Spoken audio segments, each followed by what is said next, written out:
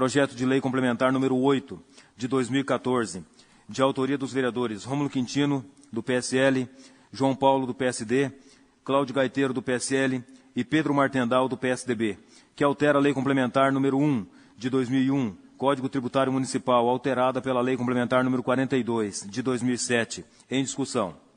Peço a palavra, senhor presidente. Com a palavra o vereador Rômulo Quintino. Senhor presidente, demais vereadores, distinta assistência, imprensa presente, quero cumprimentá-los com um bom dia e dizer mais uma vez da alegria de estar aqui para debatermos assuntos importantes da nossa cidade. Senhores vereadores, nós colocamos em apreciação na última quinta-feira e não foi alvo de maiores debates devido à situação natural de que estávamos empenhados na discussão da votação do percentual do IPTU para o ano de 2015. Mas hoje, encontrando o momento oportuno para falar sobre o projeto de lei complementar número 8 de 2014 e expor aos demais pares acerca da importância desse projeto de lei complementar, bem como para pedir mais uma vez o total apoio dos senhores vereadores a essa proposição.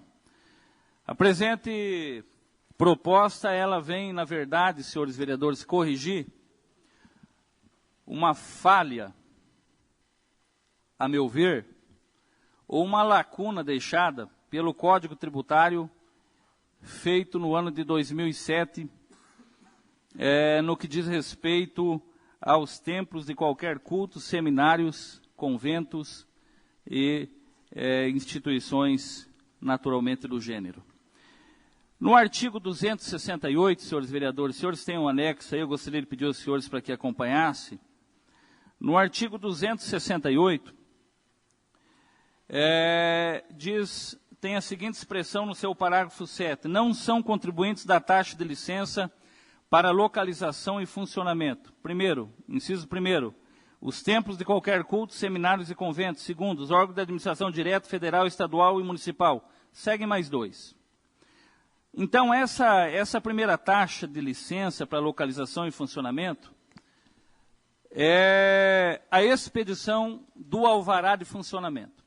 Então, no momento em que é expedido, senhor presidente, o alvará de funcionamento, as igrejas e templos de qualquer culto e natureza estão isentos do pagamento. Vereador Luiz Frade, por gentileza, se houver qualquer lapso de pensamento, o senhor pode me ajudar nesse sentido. Então, na expedição do alvará, vereador Jaime Vazato, as igrejas são isentas. No artigo 287, parágrafo único, nós temos, a meu ver, o meu entendimento, a sequência do pensamento no que diz respeito ao alvará. Ficam isentos da taxa de verificação de regular funcionamento. O que é a taxa de verificação de regular funcionamento? Após um ano da expedição do alvará, que foi isento a cobrança das igrejas e templos de qualquer natureza, um ano após, a prefeitura faz, naturalmente, a verificação e expede a continuidade da atividade. É aqui que começou a surgir a grande questão. Nesse artigo 287, ele não prevê o que o artigo 268 prevê, que é a isenção para as igrejas de qualquer culto, seminários e conventos. Vejam, a meu ver, esse pensamento, uma vez que é isento na emissão do alvará, deveria, ou é natural o pensamento, de que no momento da taxa de verificação, também continua isento os templos de qualquer natureza. Eu acho que é um pensamento lógico, um pensamento natural. Porém, o departamento jurídico da Secretaria de Finanças do município não entendeu dessa maneira, entendendo que o alvará é uma coisa e a taxa de regular funcionamento ou de verificação é outra situação. Então, eu estou propondo, na verdade, senhores vereadores, uma correção simples e muito objetiva, inserindo ao artigo número 287 do Código Tributário, o inciso 5º, que diz também templos de qualquer culto, seminários e conventos. Eu quero dizer aos senhores que estão com o documento na mão e que naturalmente já estudaram essa peça, que nesse artigo 287, ele prevê a isenção, porém, a entidades filantrópicas de assistência social sem fim lucrativo, declaradas de utilidade pública, exceto estabelecimentos de ensino. Vejam que as entidades filantrópicas são beneficiadas, naturalmente, e com muita justiça e com muita normalidade. Nada mais normal do que inserir também templos de qualquer culto, seminário e convento a essa isenção. Eu quero, só um pouquinho, vereador, só para não perder a linha de raciocínio, dizer a vocês o seguinte: como que surgiu essa situação? Com o evento de Santa Maria, as prefeituras, elas se obrigaram a acompanhar mais de perto a expedição das questões dos alvarás. Até então, existia a obrigatoriedade, mas, dentro de um bom senso, a prefeitura ela tinha um entendimento de que as igrejas eram instituições estabelecidas e que estavam dentro de uma normalidade. Porém, a maioria das igrejas não tinham o alvará, não tinham emitido o alvará de licença. Agora sim, com a obrigatoriedade, as igrejas estão emitindo os alvarás, e após um ano da emissão desse alvará, que foi o que aconteceu agora em 2014, começaram a surgir as cobranças de taxa de verificação. R$ 2,56 por metro quadrado. Então nós temos exemplos em Cascavel, de igrejas que vão pagar R$20 mil, de igrejas que vão pagar R$14 mil, de igrejas que vão pagar R$9 mil, e assim por diante. E isso é uma taxa anual. Então vejam, órgãos, instituições sem fim lucrativo já não pagam essa taxa de verificação. E eu estou propondo aos senhores vereadores, e quero contar com total compreensão por parte da secretária de Finanças e do Executivo Municipal, para que também entenda dessa maneira de que a igreja, se não tiver maior importância que as instituições filantrópicas, no mínimo está no mesmo degrau, está na mesma qualidade, está na mesma especificação. E, principalmente, dizer, senhores vereadores, que não existe renúncia de receita. Por que não existe renúncia de receita? Porque esse valor, vereador Cabral, não era arrecadado. Não era arrecadado. Não tinha na previsão uma arrecadação de R$1 milhão provento de impostos e taxas das igrejas. Não tinha, vereador Robertinho Magalhães. Então não está havendo automaticamente a renúncia de receita.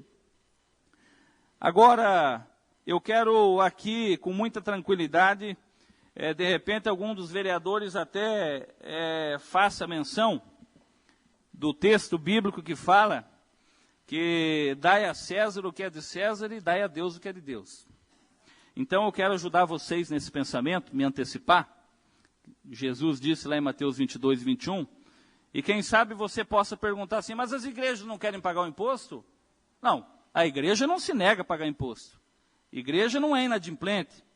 Temos aqui o caso do pastor Celso Dalmolin, Igreja do Evangelho Quadrangular, me permita, pastor Celso, que paga todos os impostos, assim como a grande maioria das igrejas, e como igreja não pode deixar de pagar aquilo que lhe é cobrado. Então é natural esse pensamento. Porém, nós temos que ter um bom senso de entender a importância que as igrejas têm na nossa cidade, como, por que não falar, em todo o mundo. A contribuição social que as igrejas dão é algo descomunal. É algo, eu estou falando aqui de igrejas sérias, de igrejas estabelecidas, não estou falando de comércio, estou falando de igrejas sérias, como temos muitas na nossa cidade e em todo o Brasil. Então, o propósito da igreja, ele é muito longo.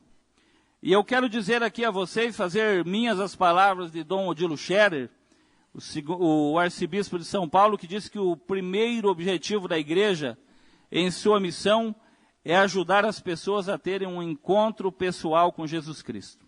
Agora vejam, existe também um entendimento de que a igreja ela é prestadora de serviço. E estão qualificando a igreja dentro do Código Tributário como prestadora de serviço. Ora, que infelicidade de quem fez essa interpretação. E o Código Tributário também não deixa claro isso. Então a igreja não é prestadora de serviço. Igreja não emite nota fiscal. Igreja tem uma total cobertura e um total reconhecimento pela Constituição. Só para concluir, presidente. Pois não, vereador. Um total reconhecimento da nossa Constituição Federal. Então poderíamos falar muito a respeito da contribuição social que as igrejas dão.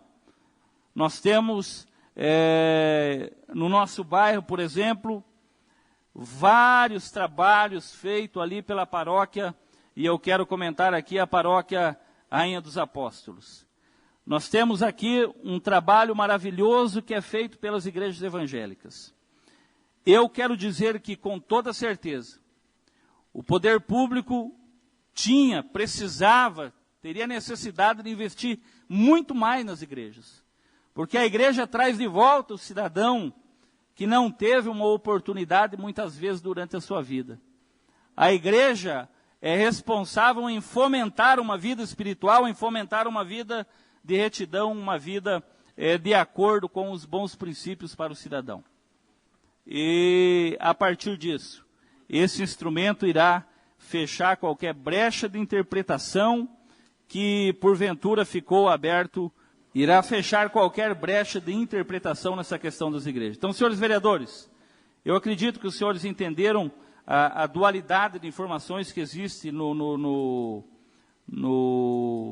lei tributária, e agora eu quero pedir aos senhores que aprovem mais uma vez, como já aprovamos em primeira votação, a inserção do inciso 5º no artigo 287, que nada mais irá corrigir o que faltou no artigo 268, importante dizer, essa lei feita ainda em 2007, durante o mandato do prefeito Lísias Tomé. Então eu peço aos senhores vereadores, a consciência, antecipa o meu pedido, sabendo que os senhores vereadores irão aprovar esse projeto, a Secretaria de Finanças e ao prefeito municipal a sanção da presente lei, deixando a seguinte pergunta: se não ajudarmos as igrejas, ajudaremos a quem? Agora sim, em votação, o projeto de lei complementar número 8 de 2014, de autoria dos vereadores Rômulo Quintino, João Paulo, Cláudio Gaiteiro, Pedro Martendal e também agora com assinatura em seguida do vereador Fernando Winter. O projeto altera a lei complementar número 1 de 2001, Código Tributário Municipal, alterada pela lei complementar número 42 de 2007. Votação nominal, proceda, por gentileza, senhor secretário. Vereador Cabral. Favorável. Cláudio Gaiteiro. Favorável. Fernando Winter. Favor. Hugo Bueno, a favor. Jaime Vazata. Favorável. Gans Sem Limites. A favor. João Paulo. Favorável. Jorge Bocasanta. A favor. Jorge Menegatti. Robertinho Magalhães. Favorável. Luiz Frade. Favorável. Ney Raverotti. Favorável. Celso Dalmolin. A favor. Paulo Porto. Contrário. Marcos Rios. A favor. Pedro Martendal. Favorável. Rômulo Quintino. Por favor. Rui Capelão Cardoso. Vanderlei Augusto da Silva. Favorável. Valmir Servignini. Favorável. Com 17 votos favoráveis e um contrário, o projeto de lei complementar é aprovado, senhor presidente. Com 17 votos favoráveis e um contrário, está aprovado em segunda votação o projeto de lei complementar número 8 de 2014.